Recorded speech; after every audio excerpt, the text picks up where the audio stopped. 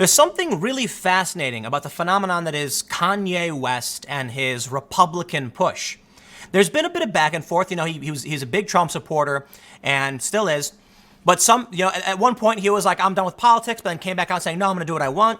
And he's pushed back on the media often. Kanye, let me say this, man. Much respect for you being you, doing what you want to do, saying what you want to say. Don't let anybody tell you what you can or can't think. And that's the message you already said. So you don't got to take my word for it. I'm just saying respect to Kanye West for refusing to back down. Because you could see early on, they really didn't want him to do this. They wanted him to stop. But you know what, man? In the end, here's the way I see it. You can take everything from me but my convictions.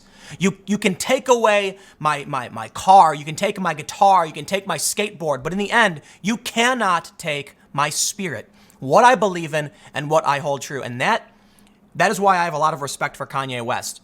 Now, I will admit, I think Kanye is a bit of a quirky, kooky, celebrity type character. And I don't mean that disrespectfully. I mean, he's a very eccentric dude.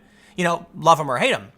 But here's the story. Recently, they say, the Salt Lake Tribune says, Kanye West brings song, sermon, prayer, and a crowd of thousands to Salt Lake City's gateway for Sunday service. And this is a really interesting thing that I want to highlight that I think brings Kanye to this position with Trump. And it has to do with religion. It's interesting to me that there are a lot of people who are not white, who are very religious, yet many of them still support the Democratic Party. I find it very interesting, especially today, when, boy, do they rag on Christians harder than they've ever done. Now, I grew up in an era where we definitely were at odds with Christians, like the more orthodox, staunch, more moral policing type religious folk. I don't really see a whole lot of it so much anymore. They exist, the evangelicals. But what I'm seeing now from a lot of the Christian right is or not even the Christian, but the religious right, people like Ben Shapiro, is a really toned down approach to where things used to be. It's a much more libertarian approach. Ben Shapiro being Jewish, but he says that his beliefs are for him, and he tries to, justify them based off of his readings of the Torah and all that, but he's going to recognize that other people will live other ways. And I'm like, I got no problem with that. I got literally no problem with it. It was very different back in the day when I was growing up, and it was like the moral police were very religious, saying, no, we must. So now I think there's something interesting here, that you would expect to see a lot of these people. I believe Candace Owens is also very religious as well. You'd expect them to reject the party that is trying to be much more in line with religion in a still kind of less authoritarian fundamentalist way. Now we're seeing, if any, here's what's really fascinating. Okay, let me put it this way. Let's just jump to the story, because I'm going to rant on this. Kanye West defends supporting Trump. It's mental slavery to make decisions based on race. And this is at that event. That's why I highlight this. And I point out it's a very religious thing. But here's the thing.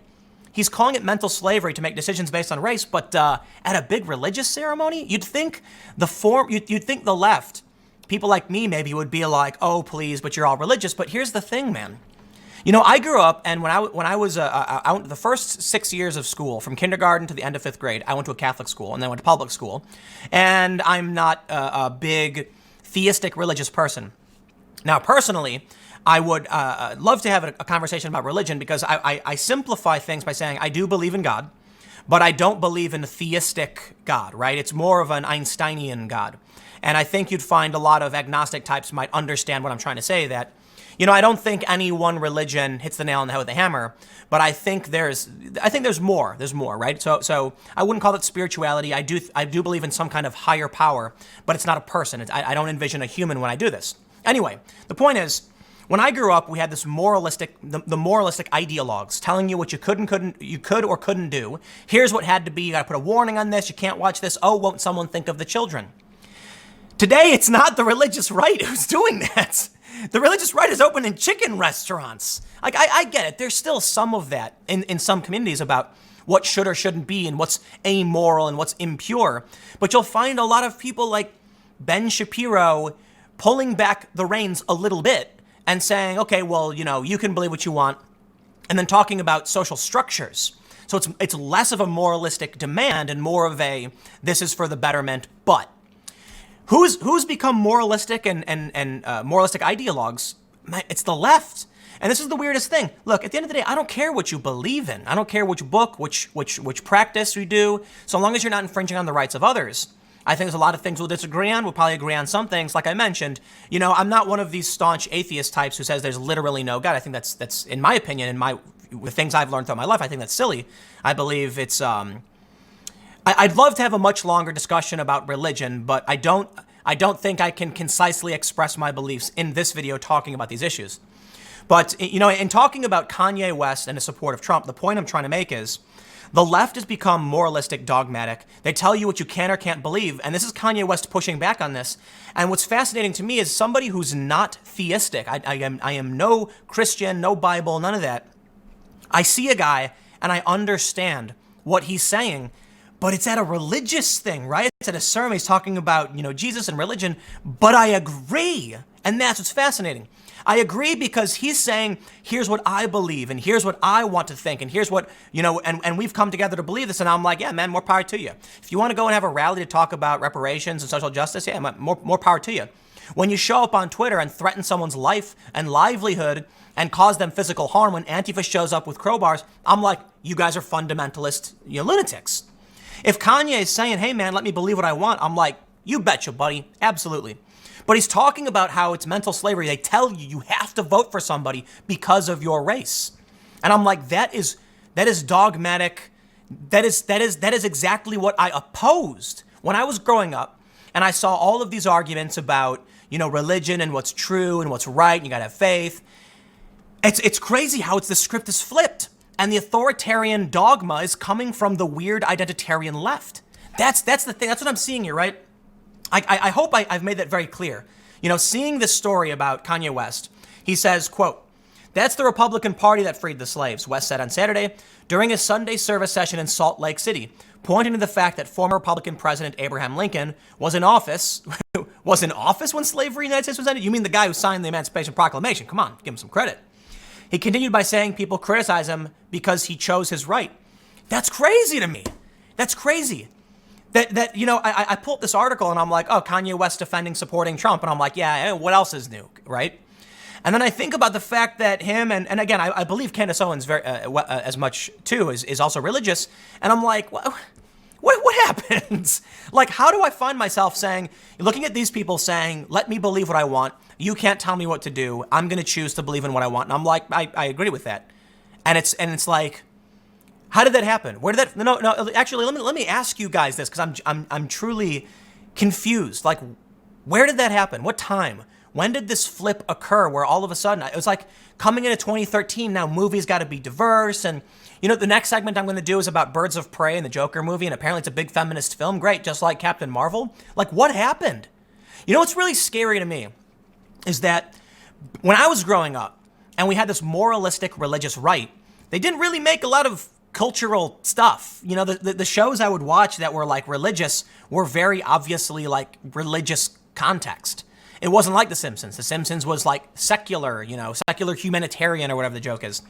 And today, it's, what's scary is that now that the left has become moralistic, fundamentalist, dogma, religious types, they do have the reins on the culture stuff on the colleges. Check this out. Between 7,000 and 10,000 people attended West's event. West previously spoke about the concept of mental slavery during a controversial TMZ live interview last year. At the time, he suggested that slavery was a choice. He said, when you hear about slavery for 400 years, that sounds like a choice. He said, like you was there 400 years and it's all of y'all? No, hold on. He says, it's like we're mentally in prison. Now, I think he flubbed that one for sure. But, I'm always willing to give people the benefit of the doubt to an extent, right?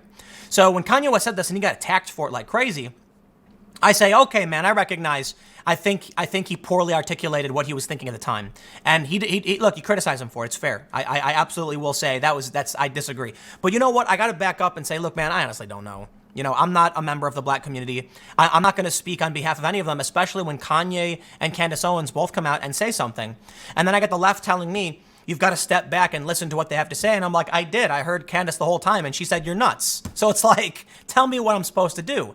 I don't agree with Kanye and Candace on a lot of political issues, but I respect their right to their opinion, and I am definitely listening to what they have to say. And I can understand a lot of what they say. Like Candace, I think, is actually spot on a lot of the cultural issues she talks about. Family separation, fatherlessness. I agree, education. I think these are issues that affect everybody, regardless of your race. And I think, she makes good points about that. So anyway, I don't know. I do try to keep these short, but I think I made my point, right?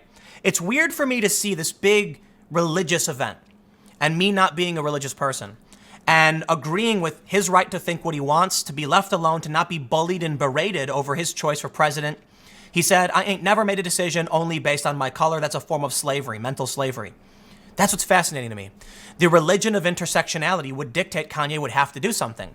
And my stance is like, look, man, we're a country of rebels. Don't you tell me. I'll figure it out. So when Kanye steps up and says, I'm going to figure it out for myself, I say, right on, bro. Absolutely. You figure it out. You know what's right for you. It always comes down to the individual. And that's what I think it's all about. If you're an individual and say, I'm going to sort this out for myself, I'm like, good.